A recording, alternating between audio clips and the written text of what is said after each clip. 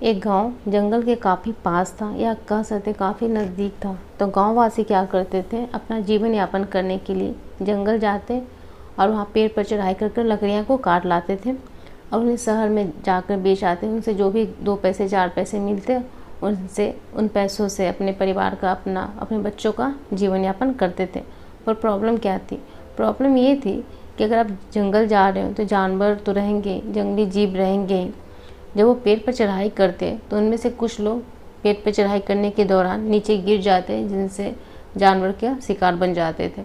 तो उन सब में आपस में बहुत परेशानी हो गई कि अरे करें क्या, ऐसे तो काम नहीं चलेगा, लोग कम हो रहे हैं, लोगों की जानें जा रही हैं, तो ऐसा कब तक चलता रहेगा।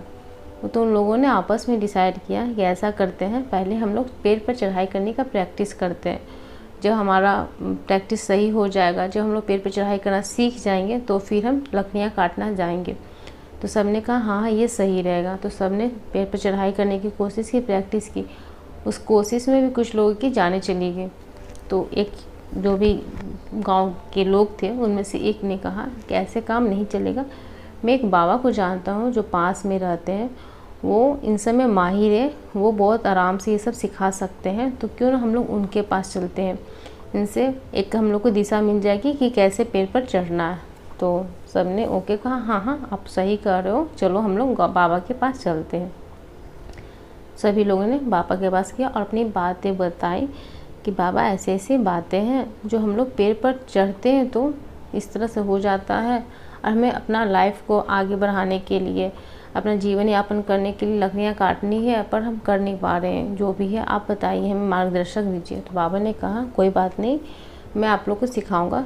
तो उन लोगों ने बाबा की बात मानी। बाबा ने जैसे जैसे समझाया, सभी ने उस तरह से काम किया और लास्टली सभी सेटिस्फाइड हो गए। और सभी ने बोला, जो भी गाँव के लोग थे, बाबा अब हम लोग सीख गए हैं, जो धन्यवाद, अब हम पेड़ पर चढ़ाई आराम से कर सकते हैं, लकड़ियाँ को काट सकते हैं। बाबा ने कहा ठीक है, तो मैं आप सबकी परीक्षा लेना चाहता हूँ, आप एक एक करके मेरे सामने पेड़ पर चढ़ाई करो। तो सभी मान गए और सभी परीक्षा देने के लिए तैयार हो गए।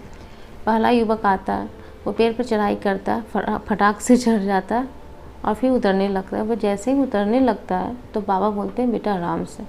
फिर दूसरा युवक चढ़ता है, वो भी जब उतरने लगता है, मीन्स मंजिल के एकदम बिल्कुल करीब आ जाता है, तो बाबा कहते हैं बेटा आराम से। इस तरह से तीसरा चौथा, सबके माइंड में ये क्वेश्चन आता है कि जब हम लोग ऊपर चढ़ रहे हैं उस वक्त गिरने के हाई चांस है, तो बाबा कुछ नहीं बोल रहे हैं। जब हम लोग नीचे उतर रहे हैं, जब हमें गिरने का चांस ही नहीं है या लो चांस है, इत्तेफाक से गिर जाए तो अलग बात है, तो बाबा बोल रहे हैं बेटा आराम से। ऐसा क्यों बोल रहे हैं? सबके माइंड में ये क्वेश्चन आ रहा था, पर किसी को पूछने की हिम्मत हो नहीं रही थी। फिर भी एक युवक ने हिम्मत जुटाई, अब बोला बाबा मैं आपसे कुछ पूछना चाहता हूँ। बाबा बोले बेफिक्र होकर पूछो, क्या पूछना चाहते बोलो। युवक बोलता है बाबा जब हम लोग ऊपर चढ़ाई कर रहे हैं तो आप कुछ नहीं बोल रहे हो, आप आराम से देख रहे हो हम सभी को। जब हम लोग नीचे कंप्लीट कर चुके हैं, 2 कदम पीछे हैं मंजिल से, तो आप कह रहे हो बेटा आराम से। तो बाबा सबकी बातों को ध्यान से सुने, फिर बोले कि बेटा सुनो, जब आप ऊपर चढ़ाई कर रहे हो तो सावधान आप खुद हो कि मैं ऊपर चढ़ाई कर रहा हूँ, लेकिन जब आप मंजिल के करीब आ रहे हो तो आप बेफिक्र हो जाते हो कि अब तो मंजिल पास आ गई। और गलती वहीं पे होती है जब मंजिल पास आ जाती है।